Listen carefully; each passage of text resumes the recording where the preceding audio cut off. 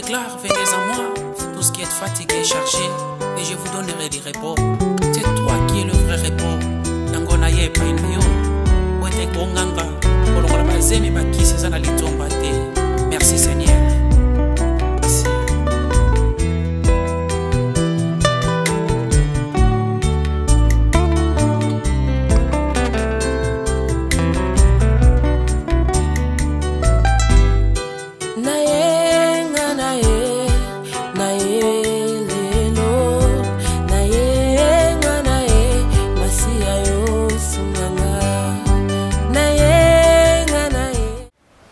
Chérie, mon importance c'est au Kenemboka Ezate.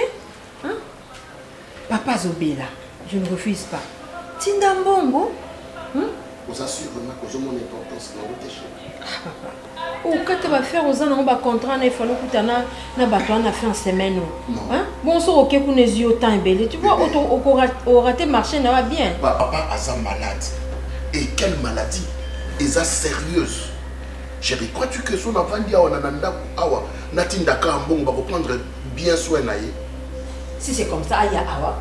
Aya to interné l'hôpital mo ramener awa. Hein? Ou que les mboka. Ba mboka no tika ngokala. Moi je ne fais pas les histoires de mboka là. Mon amour. Na ba sekou soana ya mutuka. Papa peut partir facilement. Ni vonga moko na kita sur place. Je saurais comment l'amener, sauf qu'il faut n'aller naïe. Je saurais comment la ville n'a bino. Aux yeux ambulance la ville n'a bino. L'hôpital général n'a bino. Aux yeux ambulance. Et qui n'a mboka et memi et na ville n'a bino. Après, aïe kotoyo. Moi, chérie, je ne suis pas chaude dans l'histoire voilà. Et puis je ne suis pas convaincante. Qu'est-ce que tu crois? Tu n'es pas médecin. Si c'est seulement la malade de papa. Vous êtes médecin. Je dois être sur place. Moi, je dois me déplacer. Attends-moi. Je ne ferai que 4 à 5 jours et puis nous allons de retour. Chérie, Chérie, attends-moi. Je ne ferai que 5 jours seulement et puis je serai de retour. 5 jours? 5 tu crois au ça 5 jours? Le patron Serge est venu. Après, on va passer 5 jours après. Malade à papa et je ne ferai que 5 jours. Oui, allô, ok. Raconte-moi si c'est ça. Allô, Nasi Antombi. Nakoya Turquie, Nazoko Mate, Lobi non voyager. Non, il y a après. Non, il y a nga mona ki pona mabuya nde maman bande ko insister tozoka pasteur dans un parent na biso. Franchement azana est pasteur mais nga personnellement on a une vision de la couple na ngani zala. Nebi dernièrement na solé non so solé na madomi ting makinza. Ah madomi makinza. Bale moi c'est papa a dit londolé. Nga yindi na mona ka bangoka na papa a dit londolé nga bino. Fonga pena bota bana nga ba Christian londolé na nga don na couple na bangoka nezala ndé na arrive à couple na. Alors botika ngai na benga marraine nga madomi a uta poto akita Kinshasa uniquement pour le mariage. Maman n'a pas tort. Moni passer la mutu choix parenté. Est-ce qu'il y a eu le final ni ne sais que do fumona mais je peux bien se poser na coiffure mon. Ah ça quoi? Maman ba on se ba ocha ba ça ba on suki ndé moko. Je dirais yo le gamin tu mboni pourquoi? Papa j'ai réussi. Tu as reçu? Oui. Ok, félicitations ma fille. Moi tu as reçu ndo yo ya bonne. Voilà abeti maman bord. Tu vois bien que soit l'émission. Ok, je disais maman n'a pas tort parce que moni bazo pareil na sentiment pareil parce qu'il y a dans le bongo pareil parce que donc c'est pas que tout le monde a appuyé tout ça donc il faut avoir il y a bonne moralité ok azala mutu aza responsable azala exemplaire parce que non lobby a dit londolé na le métier donc c'est pas un problème et il faut y parce que est-ce que pas un modèle ok c'est ça le grand problème oui maman n'est pas pasteur parce que on est pasteur avec la parole de Dieu il y a mutu prier il faut couper nous pesa dans le sambo papa maman domi asambela papa a dit londolé parce que yo kana ba robe mystique mikolo ba robe moko na mona ki na internet maman ta oyo ngai sina sombi ba robe na ngai yo yo yebisanga oyo bimisika na internet teke bo misombela mais pousse était milai pour kasi o ngai na sombela bino eza milai eza juste na ba font a liboso luka ne mo fungola suki na pesa yebisa ngo solo mais kasi yo pene ozosepela bongo yo kasi pe libala ezalaka te ntango ozosepela pe na libala ngo ozosepela bato baye batondi libala ezosalema kaka ndenge omoni bato batondi bongo ndenge mpe makambo mpe ezoladola libala moti margo okoza pele bapare moko ya bien bapesaka conseil ya bien mais yo moko mpe soki oyebi valeur ya libala te soki oyebi valeur ya libala te osala eloko te donc libala etegala motema monene motema monene libala secret ya libala eza dialogue ntango omoni papa ayaka avant akomi retard eloko ya liboso ifo eza teke papa akotima ngo te bambouteillage eza na nzela oyebi te eza nini batunaka nano chéri pourquoi okomi air oyo mobala expliqué otala tala donc il faut kozala koyeba koyamba papa koyeba kosolola yango ka secret ya libala parce que nga na obakisa boye omoni na vie nyonso ezalaka rose te chaque jour ezalaka rose te chaque jour na ndako balambaka susu te à un moment donné il faut yeba ke eza école oyo okuti alors tu dois supporter ok tu dois supporter il faut avoir un grand cœur nazaka na révélation moko ya mwasi par rapport à mobali pourquoi mwasi akumbaka zemi pendant 9 mois ok o mobali akomema te et zemi wana eza na bariske ebele soit okokufa pendant la grossesse ozala tozobela malade donc omona comme si ozokoma mpena na suka vina donc obota mpe omona la mosusu okokende mais na suka nango mwasi abimaka toujours victorieuse po abimisa mwana ok donc zala motema monene mobali aza mobali na vie berele ezalaka badérapage ezalaka ezala bepreuve oyo okuta nango na mobala mais motema na yo bafille soki ozomona ngai na mama na yo toumeli obotami mpe bokoli lelo ozobala parce que ta mama aussi akela moto yango ok donc voilà un peu oyo nga na koka kobakisa kaka oyo mama mama eza ale sans retour amen botumba mbetu na nga mpona ozonga te lole natikeli oyo mbetu na chambre natikeli c'est quoi ok nosani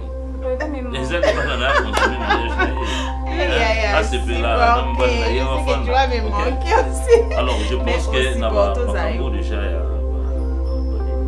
baliste oui papa nyonso eza déjà na bando oyebisona nopesa papa nayebisi yo dekaka malobi mais papa bino on dirait que na kosopaliso te ngai nono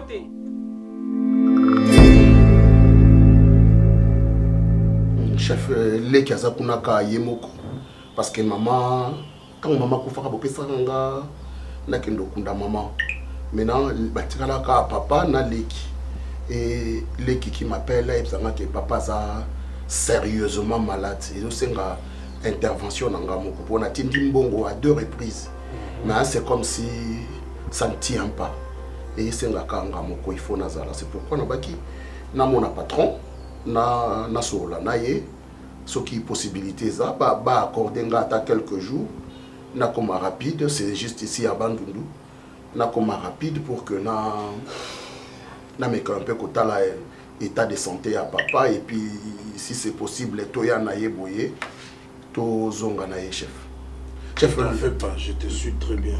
La torche est allumée. Non, c'est juste que je suis en train de... Voilà.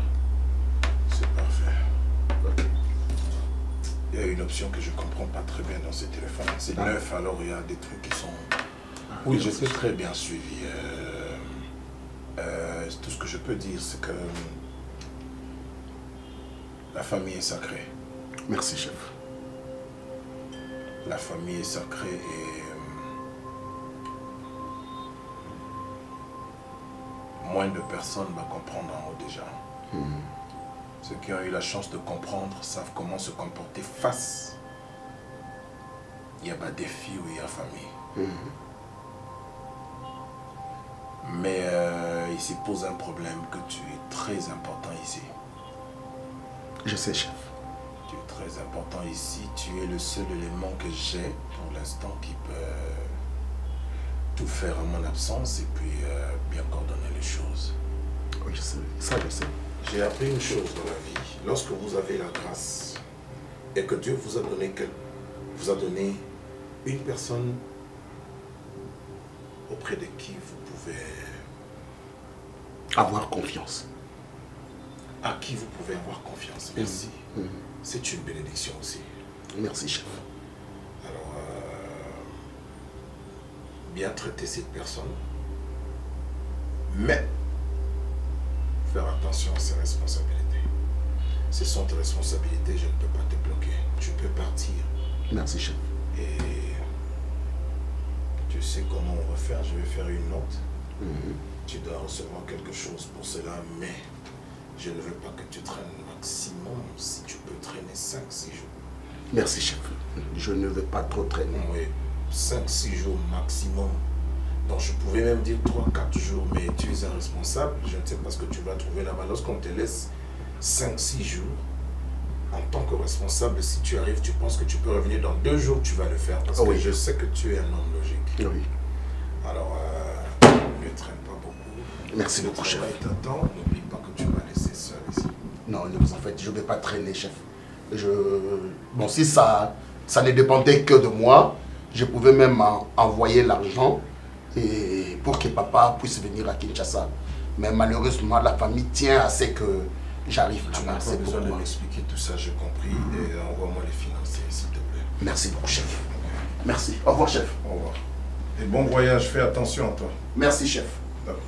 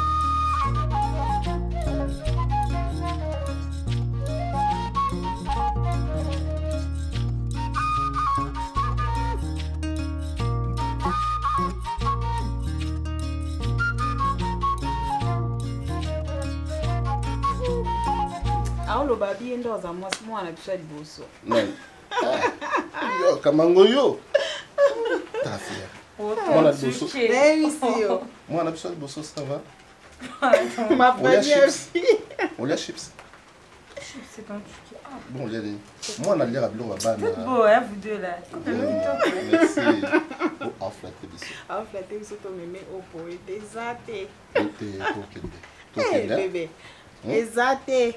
Toi, tu es gentil. Donc, elle est méchante. Mais vous, donc, elle est méchante. Donc, tu es couleur. Ah, le bâton, non, bébé. Mais non, c'est quoi la pompe? Grâce à la tête que vous avez au chocolat, on y a Non, mais ma fout en appel dans celle-là que moi, des salauds. Oui, très bien, très bien. Bon, c'est un peu le poste, des salauds, puis n'a tellement. Ah, Nini.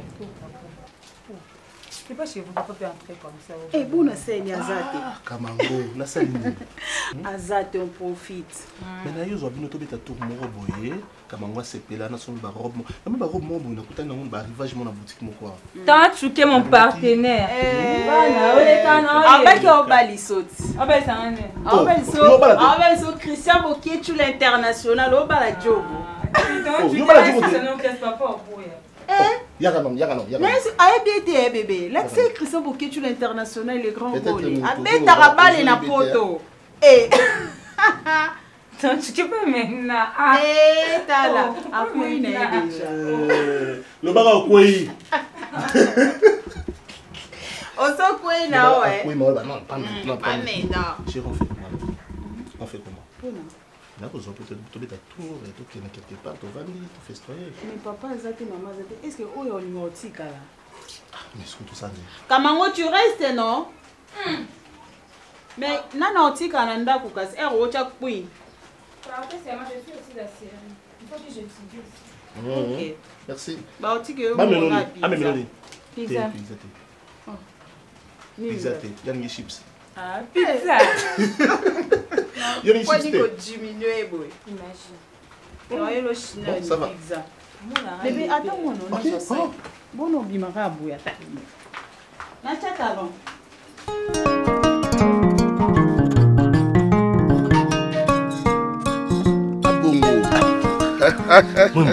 Donc Kinshasa pena ipsanga non beta non lisolo po na yoki babi jantilingo bilazo salam salam. Je te dis Kini Bopeto Kinshasa oyo kaka Kinshasa kiese yakala wana to na yoko yoka na bamboka l'air tout ozala kiao Kinshasa kiese penza Kinshasa Bopeto a lancé opération 0 trou 0 trou 0 libulu a lancé penza opération 0 trou 0 libulu. Kini Bopeto, donc Kini Bopeto, donc balingi ba redorer l'image ya Kinshasa o ezalaka kala ya papa na biso papa mokanda o loba na Kinshasa bo Kinshasa qui est yaya et le vieux là est décédé akufa kala biso mutu tinga na Kinshasa na to bandaka ko yoka na radio awa bongo na kombo bwe na ibili susu mungongo ka ndeta ndako yoka voilà boli mon cher. Tu es resté au village, oui. Mais ma vertu, intelligence, même mon gars à l'école, je te craignais, au Yébi. C'est excellent. Là, tu as un service agriculture. Hein? Mais cela ne suffit pas. Non, écoutez, il ne faut pas négliger l'agriculture. Oui. Tu sais, j'ai appris même à Kinshasa, c'est presque tous les jeunes se sont lancés dans la politique. Et vous allez comprendre que comme ils trop focalisés toujours dans la politique et puis ils oublient la richesse et l'agriculture. Voilà. C'est la terre. Voilà. Vous voyez, ce n'est pas parce qu'on a étudié et nous tous on doit négliger la terre. Non, non. Ça c'est la richesse. Ça c'est la richesse. Ça c'est la richesse. C'est ce que j'aime en toi. Vous voyez, cette vertu. Alors, c'est comme si tu as battu et ça m'a comme belé photo ça dans le kilo. Vous comprenez? Oui, nous avons idée de Kinshasa. Mais ce n'est Kinshasa. Nous avons ce qui n'a tiki bilanga. Qu'est-ce que je veux devenir? Non, vous savez. La capitale. Mais je peux arriver dans la capitale tout en passant là où je viens. Oh, nous sommes ça comme bilanga. Je dois toujours investir dans bilanga. Oui. Mais suite nangozo, shit nangozo toujours dans la capitale. Vous comprenez? Tu as raison, mon frère. Et au Kosa la paix récolte awa. Au Yena Kinshasa, au Salivante, au Zongi, moi je peux. Tu sais, Omari, dans la vie, il faut parfois oublier certaines choses. Laisse-moi te dire que, excusez, Naza un peu enrhumé. Laisse-moi te dire que ce qui est passé est passé. Nayaki, Nayo Kunda Papa, Matangele qui bien. Et Dieu merci que aux envies, on a payé. Excusez, ça un peu enrhumé. Dieu merci que aux envies, on a payé nos envies, de profiter de cet instant et qu'on se dise certaines vérités. Et ndeko makambo ici eleki. Nayaki personnellement nakuta nangaki to salango na ndenge matange zalaki ndenge banoko bazalaki zalaki wana te nangai to salango ensemble na yo biso mibale na ibisayo olimbisanga na o nyoso eleka. Non, c'est déjà passé. Merci beaucoup. C'est oublié même. Mais merci beaucoup mon frère. En apprenant que tu es aussi au village, là-bas qu'ils ont pris opportunité pour moi. Oui. Je dis ben Nanzela na yo, je peux aussi profiter. Na Sengayo, aide Oyo, si tu peux me faciliter la tâche d'arriver à Kinshasa, la capitale. Franchement, j'ai vraiment envie. J'ai envie. Il y a qu'à investir aussi dans la capitale. Tu es mon frère. Et je sais qu'il y a des espaces verts et belés à Kinshasa. Hormis Nyoso et les Kakala aux Andekonanga. Je ne peux te refuser cette offre. Vraiment, merci beaucoup. Hormis Nyoso Tosalaka, tu es mon frère. Je suis très reconnaissant. Non, ce n'est même pas question de reconnaissance. C'est moi qui te dois. C'est de mon devoir. Et donc, il y a qu'à aider Bandekonanga ou Botikara Namboka. Moi, j'ai une grande maison. Mais du moins, il faut la préparer. Il faut na zonga nanou et na arranger une place au yo comme là. Et puis, na yebi avec ton intelligence, na Kinshasa, tu ne vas pas manquer de boulot. Je te dis, à ton égard, je me battrai. Ça, c'est mon souhait. J'ai toujours pensé à ça. Vraiment. Un jour, évoluer aussi la capitale. Vraiment. Mais il ne faut pas oublier les champs. Ça, je ne peux jamais. L'agriculture, c'est notre cheval de bataille. Il ne faut pas oublier. Et petit frère Aker. T'es Azali. Azo, ça, la... Falacha fumé na... Bilanga na bilongo. Bilanga kuna na se. Beaucoup de terres na mboka. Mais yangwana c'est ça la richesse. Hormis mabele papa tika. Oui. Frérot, déjà... je crois nga lobby déjà nazozonga. Merci. Mais tu peux te servir de quelque chose et ça là yo moi bien. Vous en devonanga en tout cas et aider au namboka au sala quelque chose. Merci mon frère. Allez, les bonnes choses.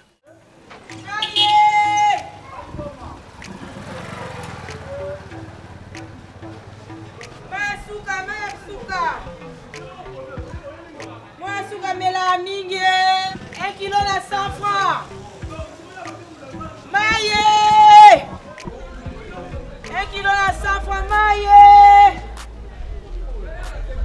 Ngamona oya.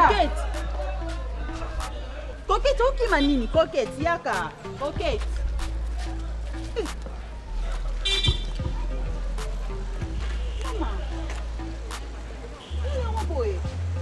Coquette. Nini boye? Papa maman va kufa puisque wende ko papa mabenganga na ndako babinga mna le papa na kufa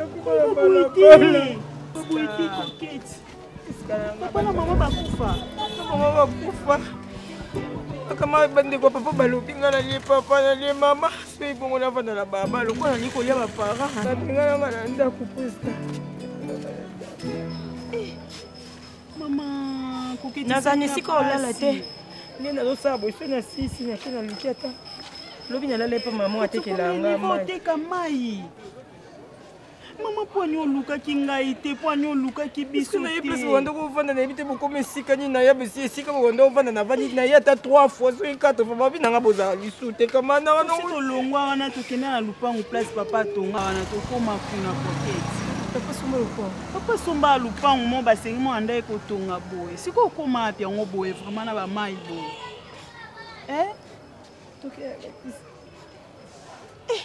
Mais ezana aussi pesika no. Boka no oyo ngamona osomba ngo. Pesa zela apia ombo. Camarade na ngai muninga na ngabo mwana. te koketi bato bayebinga te moto ayebinga yoyo kozwa oyo kasi zwa oyo échange te mwana opesa nyonso ozongisela yeloki puisque mai babwaka te mela ata omela nomela te namela mai oyo mela ata sachet moko po mosuku elo osombi obwaka ngo ndeni pesanga kasi ata basin na ngai falomela ata mai babwakaka te benga ata bano ya mike bamela yaya boyo ozwa mai yo ozwa mai yaka mai opesa misupa mama ata wana te babwakaka mai te yo moko koza nofie na mosala nozosala pende koketi na camarade esi nga na ozanga ata $100 opesa o koketi nde koyiba puiska na oketya wana kakoketi naboyi koyiba camarade oyiba lisu te nga naza wana mba mpe mbongongo te bongo boye kaka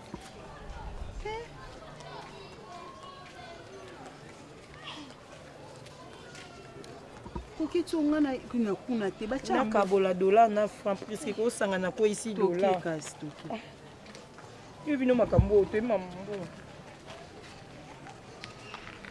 pesa mfo tokee makolo to tozwa taxi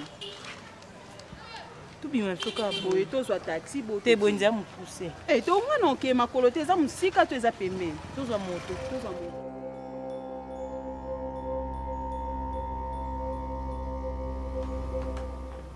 En tout cas, chef, je tenais vraiment à vous remercier et par rapport à cet acte de grand cœur que vous avez manifesté à mon égard, de loin que j'étais, vous avez pu m'envoyer une grosse somme pour enterrer mon père. Vraiment, merci beaucoup de tout cœur. Je veux bien enterrer papa. Je suis arrivé en retard, papa était déjà décédé. Le même jour que j'ai pris la camionnette pour arriver là-bas, c'était le même jour que papa était décédé. On ne m'a pas informé, je suis arrivé trouvant déjà papa mort. Bon, je ne pouvais rien faire, on a pleuré et puis on l'a enterré. C'est ça. Serge, c'est Dieu qui donne, c'est lui qui répond. C'est ça. Tout ce que je peux te dire, c'est que... Bref, je peux dire un seul mot, courage. Merci. Tu es un homme intelligent, merci, courageux et puis sincère, honnête. Puisse Seigneur, puisse que Dieu réconforter ta famille et puis nous ne sommes restés qu'à deux. Il y a moi et mon petit frère que j'ai laissé là-bas pour contrôler les terres qu'a laissé papa et puis continuer ses études. Je ne veux pas qu'il soit ici parce qu'il est déjà musicien, là au village, avec l'embrouille de Kinshasa. S'il arrive ici, il peut facilement entrer dans ses vents et devenir qui, je ne sais pas. C'est pourquoi je l'ai laissé là-bas. Non, c'est une bonne idée. Moi, je pense que c'est parfait comme ça. Oui. Comme il est déjà, comme il s'est habitué avec le vent du village et puis il peut s'épanouir facilement. Moi, je pense que c'est mieux parce que le mieux possible, c'est de s'épanouir. Oui. Ouais, chacun se sent libre et à l'aise dans son camp. Et Milo aussi vous remercie. C'est rien. Elle m'a informé que vous êtes arrivé à la maison, vous êtes passé et mais c'est ça m'a fortement touché. C'est la famille. Même la Bible dit il faut pleurer avec ceux qui pleurent. Merci beaucoup, chef. Il ne faut pas être ce genre de frère, ou ce genre d'amis, ou ce genre de collègue, ou ce genre de chef où on ne se présente que quand il y a une fête. On vient pour boire et danser. Non. Merci beaucoup, chef. Surtout quand il y a un souci. C'est d'ailleurs le moment de prêter main forte et de prouver qu'on est vraiment ensemble. Merci beaucoup, chef. Mais chef, je voulais vous dire quelque chose, vous proposer. Oui. Et j'ai un ami.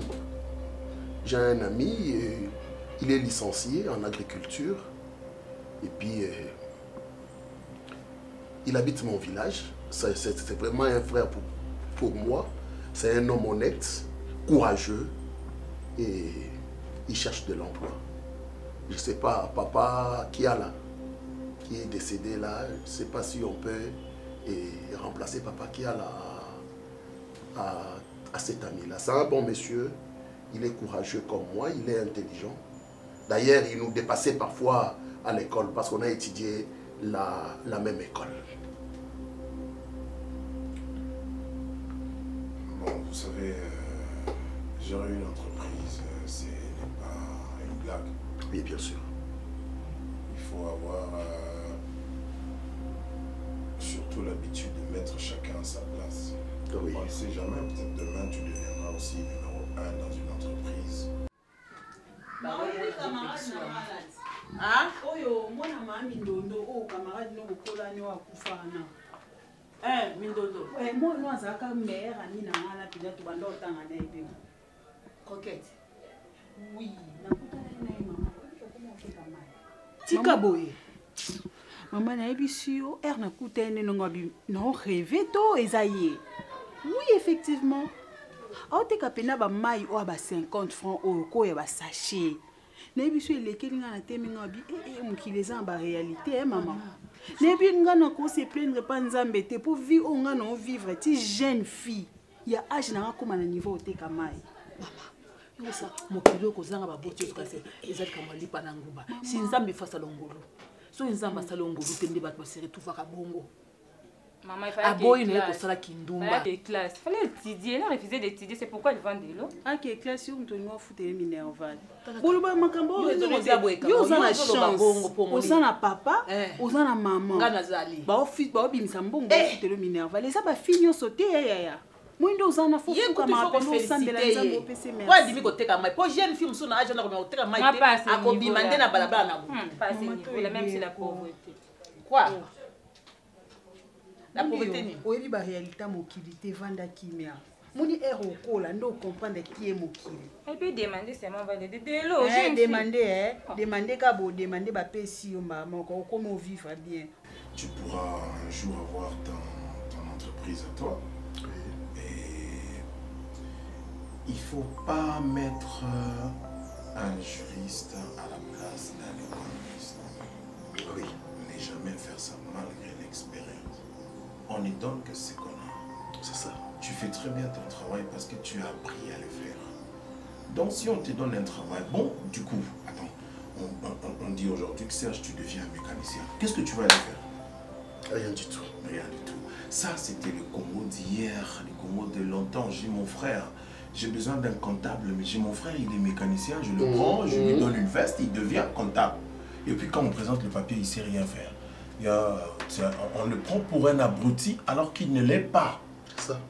Il n'est pas abruti, mais il n'a pas appris à faire ce qu'on lui demande de faire. Il n'a pas appris ça. Et il va aller ramasser un délinquant qui le sait très bien, il commence à le mentir. Il bouffe l'argent, il bouffe l'argent et l'entreprise. Et l'entreprise tombe dans la faillite. Alors, on fait le venir, on va voir de quoi il est capable et où on peut le... Soit je vois la maman des rages. Voilà. Et puis... Je pense que je ne suis pas... D'ailleurs, je t'ai répondu pourquoi. Je pense que j'étais en train de faire Missalami Balé en même temps. Vraiment. Voilà. Lui, il connaît au moins son personnel, l'éthique d'un proposant. Vous voyez, avec DH, et puis venez me dire ce que vous avez organisé, ce que vous avez prévu. Merci. Je sais que moi, je ne suis là que pour la signature. Merci beaucoup. Donc voilà, vous voyez avec lui, et puis venez me dire ce qu'on peut faire. De toute façon, moi, j'ai confiance en toi. Que Dieu vous bénisse, chef. Merci. Qu'il vous bénisse aussi. Merci. Merci. J'ai besoin de... Est-ce que tu es très fatigué? Non, non, non. Je suis là pour le travail, chef. Je t'accorde comme 5 minutes. Essaie d'arriver chez toi. Tu t'échanges. Le temps que tu ailles m'échanger aussi. Non, non. Je viens de la maison. J'ai besoin qu'on aille quelque part, ça ne va pas marcher comme ça. Il faut que tu sois un peu relax, si possible. Ok, merci beaucoup. Je sais que tu as été troublé, tu t'es arrivé de choses horribles, alors tu as besoin de me relaxer. Merci beaucoup, chef.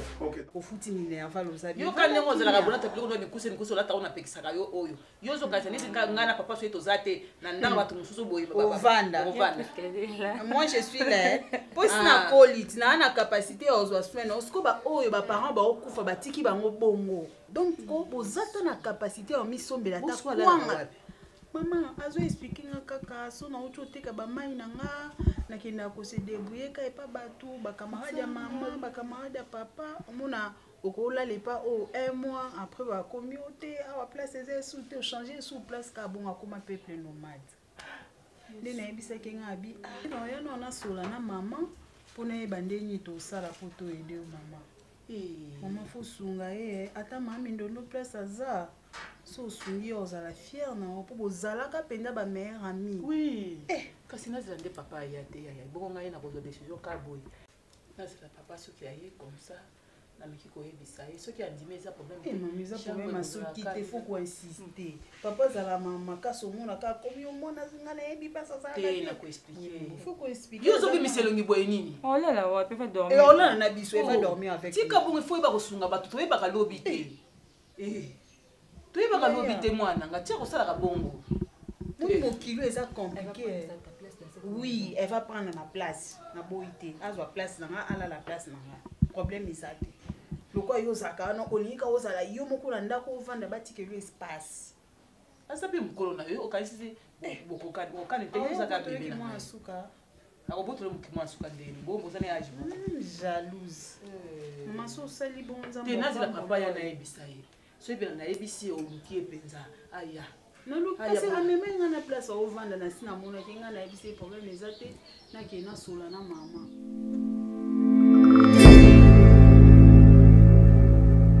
En tout cas, mboka na esi bango to somba cercueil, j'ai même fait sortir $500 pour somba cercueil ba habiter. Bango bazana ba baya na bango nde basala kana mboka ainsi de suite. Pour $500 na mboka cercueil. Eh. Ba wana ko matanga na fête. Tonga to cercueil ya malonga penza. Tonga to ya tina ki kwiti to sombi après to yena ngona mboka to zuna corbière ba kunda baboy noko ya noko yo na boliko. Petit frère à maman boliko. Voilà. Yende mutabi nanga Serge komi bimisate mi bomba ezamboka alors que na zongi nanga sima na pesi ba noko mbongo lokwa ba papa leki pepe bakufa na pesi ba noko mbongo na tata mwasi mususu wana ya sezola voilà ngala kanisa ko ngala kanisa ko ngautu na tata mwasi nguma barbeline kanisa ko tuna ebe Eboniye, alingi chassa pété. Alingi te atambala moko. Azana mobali na ye, aza pêcheur, ye moka sala ka bakuanga na ye.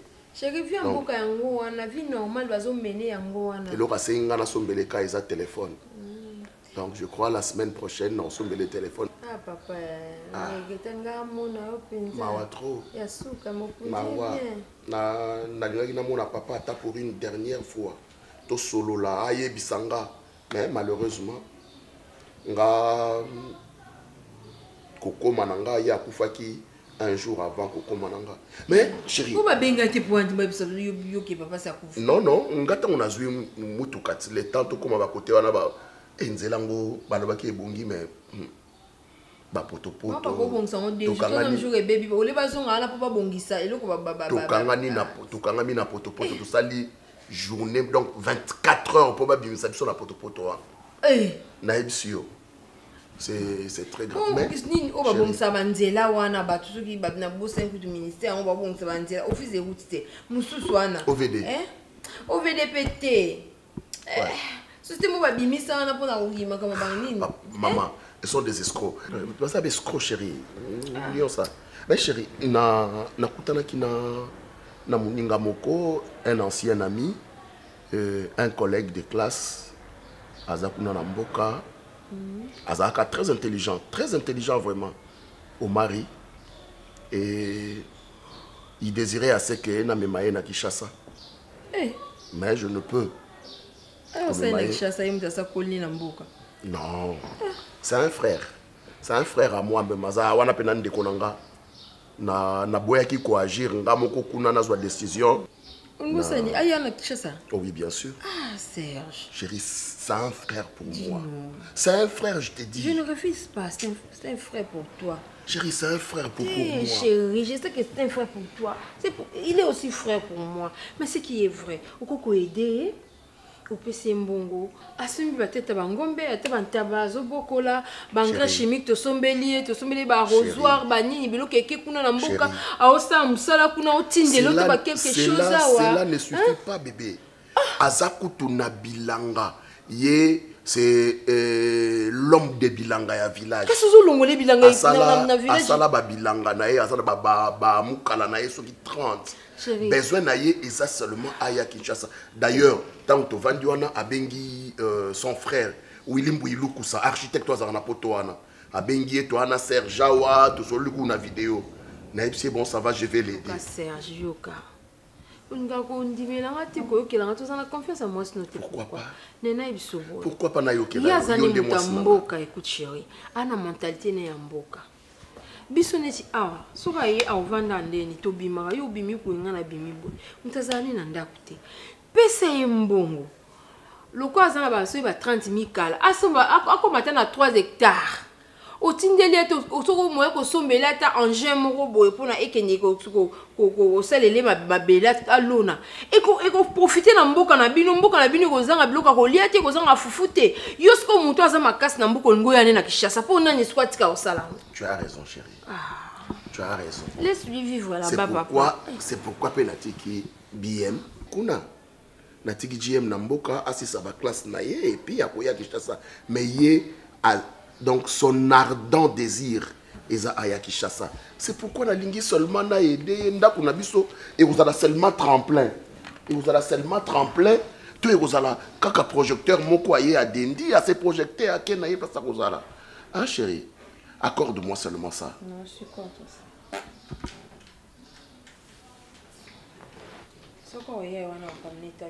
Non. Non, chérie. Oh, mutasa komi papa bo ozoye na âge na ebo asa koni ozoye siko ana ba charge na makamne belé ozoye sa na mentalité na chérie ça. Je ne veux pas agir seul.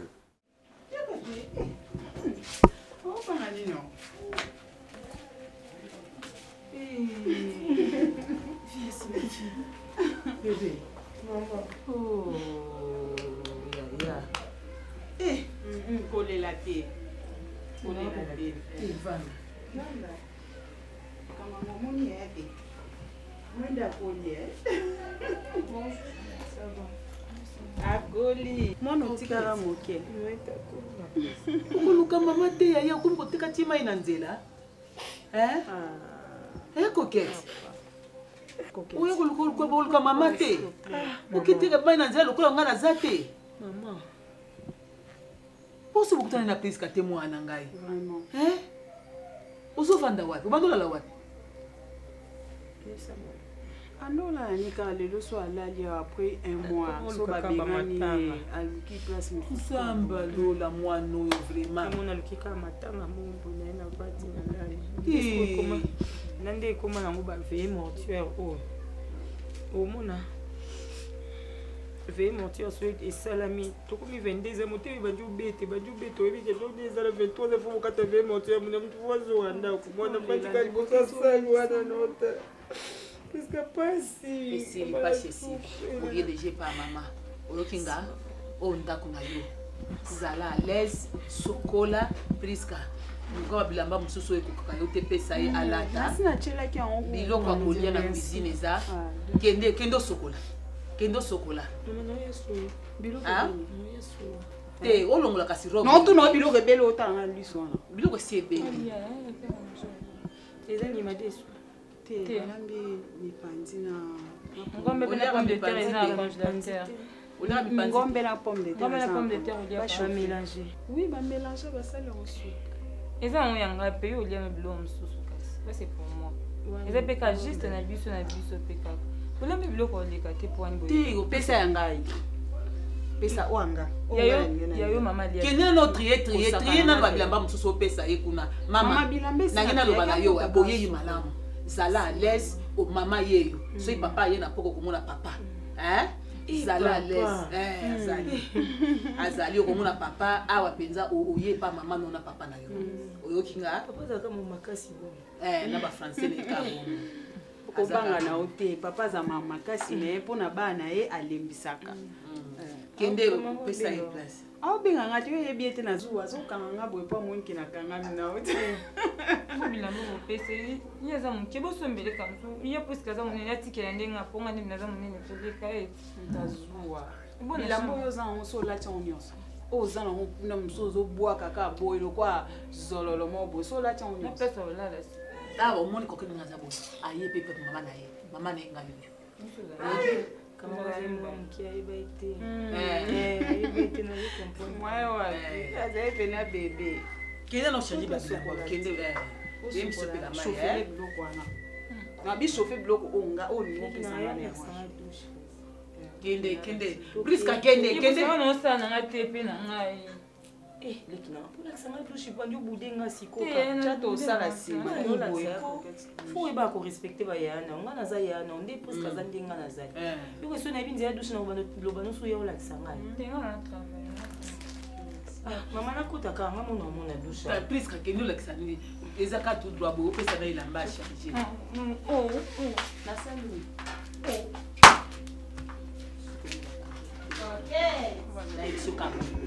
Azaya na yo fongola ye motema. Azaya na yo. Aya na ngati ya na presque ye moko si.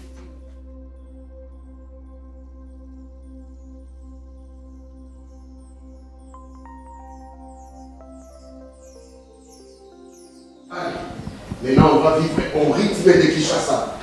Hein? Oui. Omar, c'est ta maison, c'est ma maison. Donc, voilà. Maintenant, on va vivre au rythme de Kinshasa. Voilà. Maintenant, tu es habillé à la quinoiserie. Félicitations. Hein? Merci beaucoup. Milo. Milo. C'est pas... Oh là là. C'est pas encore prête. Vandandeko. C'est pas prête.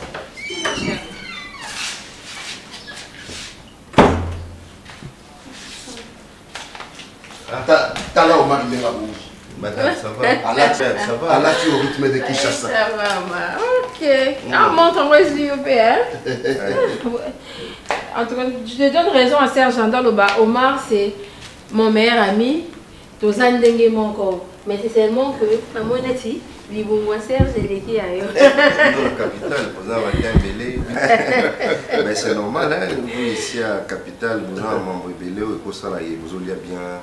Ouais, non. Ils sont la province tout le temps que culture. Non, c'est du bio là-bas. Il est bien, c'est du bio. C'est du bio. Ils sont à Kinshasa, Makoso, Pandi.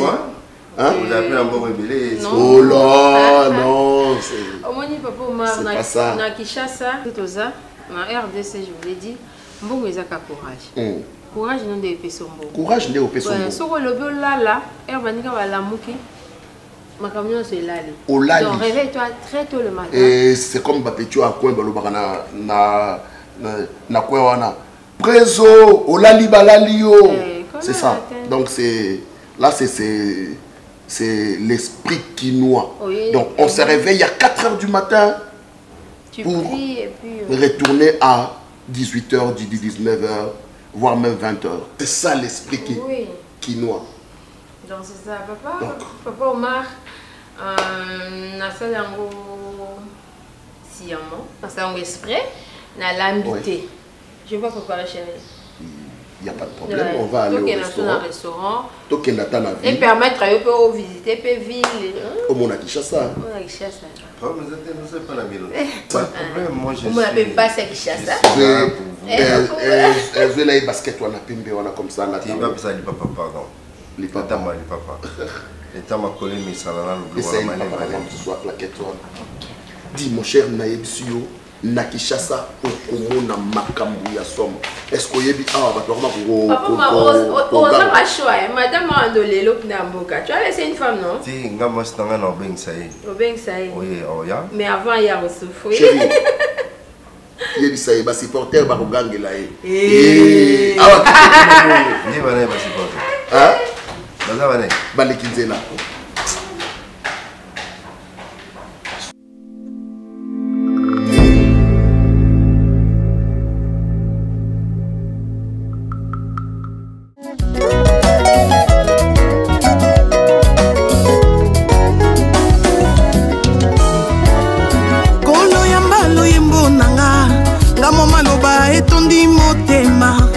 nalingi nakumisa yo nalingi nasanjola yo ata mabondeli emati mwa mingi nayebi yo koyoka ngai ota ngai nayeba yo ozwa esika ya yambo na motema aina bila yo